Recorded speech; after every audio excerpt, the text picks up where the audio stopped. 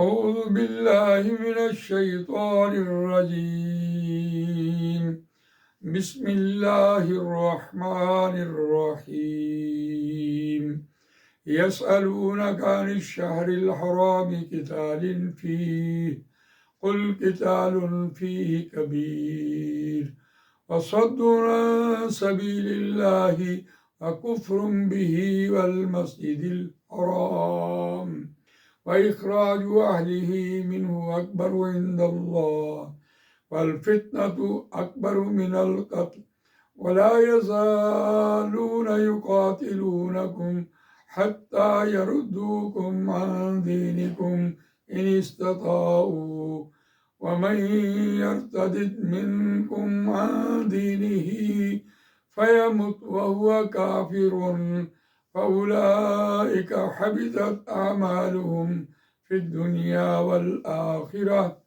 وأولئك أصحاب النار هم فيها خالدون آمنت بالله صدق الله العظيم رب اشرح لي صدري ويسر لي أمري واحلل عقدة من لساني يفقهوا قولي اللهم أرنا الحق حقا وارزقنا اتباعه وأرنا الباطل باطلا وارزقنا اجتنابه آمین یا رب العالمین۔ دوستو اور بزرگو، سورہ بقرہ آیت نمبر 217 آپ کے سامنے تلاوت کی ہے، اور یہ دوسرا پارہ 10واں رکوع زیر مطالعہ ہے۔ اس رکوع کا مضمون ہر اعتبار سے حالات کیسے بھی ہوں، حالات کشیدہ ہوں، آپ نے مسلمان رہنا ہے، یہ ہے اس رکوع کا مضمون۔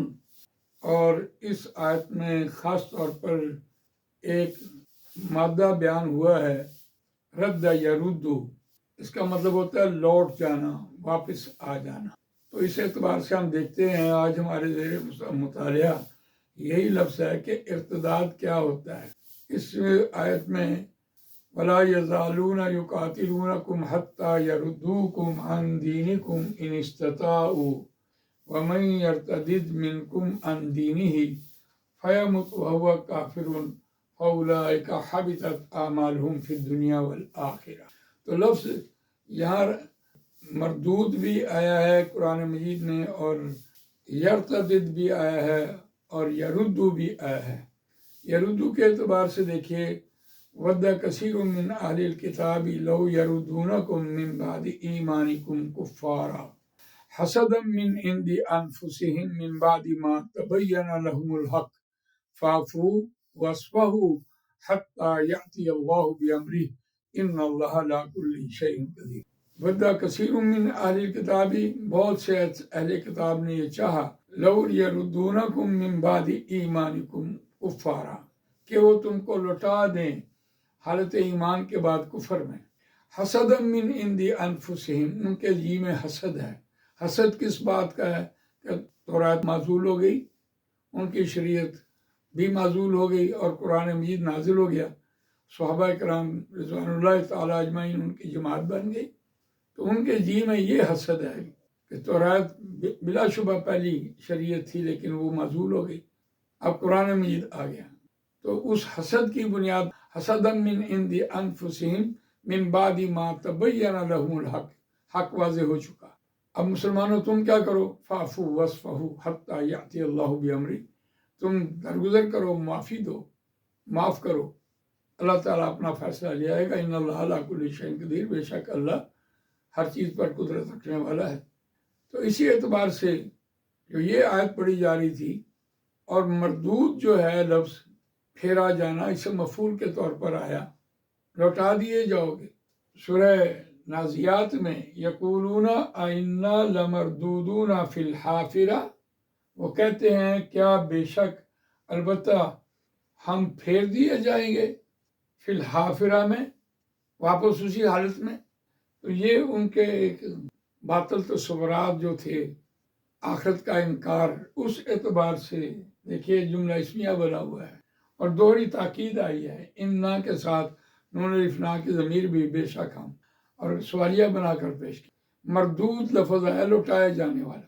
تو اس اعتبار سے دیکھیے آپ دیکھتے ہیں اس آیت میں وَلَا يَزَالُونَ يُقَاتِلُونَكُمْ حَتَّى يَرُدُّوكُمْ عَنْ دِينِكُمْ إِنِ اسْتَطَاعُوا وَلَا يَزَالُونَ يُقَاتِلُونَكُمْ، اور باز نہیں آئیں گے، خبریں آپ کو آتی رہیں گی، حَتَّى يَرُدُّوكُمْ، یہاں تک کہ وہ تم کو پھیر دیں، عَنْ دِينِكُمْ، تمہارے دین سے، تم ایمان لے آئے ہو، اب ان کی کوشش ہے کہ تمہیں کفر میں دوبارہ لے جائیں۔ وَلَا يَزَالُونَ يُقَاتِلُونَكُمْ حَتَّى يَرُدُّوكُمْ حَتَّى يَرُدُّوكُمْ، یہاں تک کہ وہ تم کو لوٹا دیں، حَتَّى يَرُدُّوكُمْ عَنْ دِينِكُمْ إِنِ اسْتَطَاعُوا، تمہارے دین سے اگر وہ اس بات کی استطاعت رکھتے۔ قرآن نے یہاں ایک بات بڑی خوبصورت کہی ہے کہ ان کے پاس تو اس بات کی استطاعت ہی نہیں ہے کہ وہ ہمیں ایمان کے بعد کفر میں لے جائیں۔ جان تو جا سکتی ہے لیکن آدمی کفر میں نہیں جا سکتا۔ لیکن جب ہم یہ کہتے ہیں مردود، تو اس کا مطلب ہے لوٹ جانا۔ کوئی شخص اسلام سے کفر میں چلا گیا، وہ تو مردود ہو گیا، لیکن قرآن مجید جب یہ لفظ لے کے آ رہا ہوتا ہے ارتداد، اور وہ باب افتعال سے لے کے آ رہا ہوتا ہے ارتداد، تو اس کا مطلب ہوتا ہے اثر قبول کرنا، دیکھا دیکھی بات۔ اور یہاں اشارہ کیا جا رہا ہے ماحول کی طرف، دیکھا دیکھی، ایک بھی واپس ہو گیا، دوسرا بھی ارتداد میں چلا گیا، تیسرا بھی ارتداد میں چلا گیا، تو یہ دیکھا دیکھی ہوتا ہے۔ اس کو اگر ہم یوں دیکھیں کہ نبی اکرم صلی اللہ علیہ وسلم نے یہ بیان بات فرمائی ہے کہ مومن کے 2 دن ایک جیسے نہیں ہوتے، جس دن مومن دن ایک جیسے ہو گئے اس کا گراف نیچے گر گیا، ایمان گھٹتا ہے، ایمان بڑھتا ہے۔ حضرت امام ابو حنیفہ رحمۃ اللہ علیہ کے نزدیک ایمان کانسٹنٹ رہتا ہے، برقرار رہتا ہے۔ وہ یا ایھا الذین آمنوا سے بات کر رہے ہوتے ہیں، جس نے کلمہ پڑھا لا الہ الا اللہ، وہ حالت ایمان میں آ گیا۔ امام بخاری کی یہ رائے ہے، یہ قول ہے، الایمان یزید ولا ینقص، بڑھتا ہے۔ اور حضرت امام بخاری کی کہ ایمان گھٹتا بھی ہے بڑھتا بھی ہے۔ جس نے کلمہ پڑھا لا الہ الا اللہ محمد رسول اللہ، وہ حالت اسلام میں ہو گیا، اور جب اس نے عمل کیے تو وہ حالت ایمان میں آیا۔ تو یہ دونوں رائے اپنے اپنے ائمہ کی اپنی اپنی جگہ پر درست ہے۔ تو اس اعتبار سے دیکھیے کہ مومن کے 2 دن ایک جیسے نہیں رہتے، اور ارتداد ہوتا رہتا ہے۔ اس کو ہم یوں سمجھتے ہیں کہ ایک شخص ہے، وہ گھر میں نماز پڑھتا ہے، اسے اس بات کی سمجھ آ گئی کہ نبی اکرم صلی اللہ علیہ وسلم نے ہر نماز جو ہے وہ مسجد میں باجماعت ادا کی ہے، فرض نماز، تو اب وہ فرض نماز کے لیے مسجد میں جانا ہو گیا، گویا اس کا وہ شروع ہو گیا، اور گویا اس کا ایمان جو ہے وہ بڑھنا شروع ہو گیا۔ اس کے بعد وہ تکبیر اولیٰ میں چلا گیا، سنت نوافل بھی اس نے ادا کرنا شروع کیا، تو اس کا ایمان بڑھتا چلا گیا۔ اور اگر وہ اس کیفیت سے دوبارہ واپس آ گیا، گھر میں نماز پڑھنے لگ گیا، تو اس کا ارتداد ہو گیا۔ تو اس اعتبار سے دیکھیے کہ مومن جو ہے اس کو ہر صورت اپنا کرتے رہنا چاہیے، اس کا ایمان کم تو نہیں ہو گیا۔ تو اس آیت میں یہ بات بیان ہو رہی تھی کہ یہ اہل ایمان کو یہ بات خبریں ملتی رہیں گی کہ وہ مشرکین مکہ جو ہیں وہ ہر دم آپ سے لڑنے کے لیے تیار رہیں گے، یہاں تک لڑنے کے لیے تیار ہوں گے کہ وہ آپ کو حالت کفر میں لے جائیں۔ اب یہاں ایک واقعہ بیان ہو رہا ہے، اس واقعے کی طرف میں اشارہ کر رہا ہوں کہ جب وادی نخلہ میں قتل کا ایک بیٹا قتل ہو گیا، تو مکے کے حالات کشیدہ ہو گئے، اور وہاں مسلمانوں کا رہنا کیسا؟ اب ان کی تو کوشش یہ تھی کہ کسی نہ کسی طریقے سے مسلمان جو ہے وہ اہل ایمان سے کفر میں لے آ جائیں۔ آج اگر بھارت میں اعلان جنگ ہو جائے تو جو بھارت میں رہنے والے مسلمان ہیں وہ ہم سے زیادہ مشکل میں ہوں گے، تو ان کی تو یہ کوشش ہوگی کہ یہاں ہی ان کو کفر میں لایا جائے۔ تو کم سے کم درجے میں ایمان کے اوپر کاربند رہنا، یہ اس رکوع کا مضمون بھی ہے، اور آیت بھی دیکھیے، وَلَا يَزَالُونَ يُقَاتِلُونَكُمْ حَتَّى يَرُدُّوكُمْ عَنْ دِينِكُمْ إِنِ اسْتَطَاعُوا وَمَن يَرْتَدِدْ مِنْكُمْ عَنْ دِينِهِ، اور جو کوئی اپنے دین سے پھرا، ارتداد میں چلا گیا، اپنے دین سے لوٹ آیا، وَمَن يَرْتَدِدْ مِنْكُمْ عَنْ دِينِهِ، یہ یرتدد جو ہے ارتد یرتدی سے آیا ہے، یرتدد منکم عن دینہ، لوٹ آیا، واپس آ گیا، عن دینہ، اپنے دین سے، وہو کافر، اور وہ کافر ہو گیا۔ یہاں جملہ اسمیہ بول گیا قرآن مجید، وہو کافر فاولئک حبطت اعمالہم فی الدنیا والآخرہ، اور اس کے سارے دنیا کے اور آخرت کے جو اعمال ہیں وہ سارے ضائع ہو جائیں گے۔ اولئک اصحاب النار هم فیہا خالدون، اور وہ ہمیشہ آگ کے رہنے والے ہیں اور اس میں ہمیشہ رہیں گے۔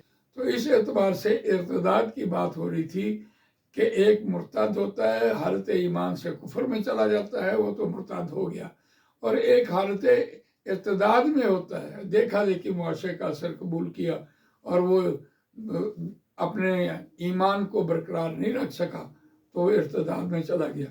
تو اللہ تعالیٰ مجھے اس ارتداد سے بچائے۔ اللہ تعالیٰ ہم سب کو دین پر عمل کرنے اور اس کو دوسروں تک پہنچانے کی توفیق عطا فرمائے۔ سبحانک اللہم و بحمدک، نشہد ان لا الہ الا انت، نستغفرک و نتوب الیک۔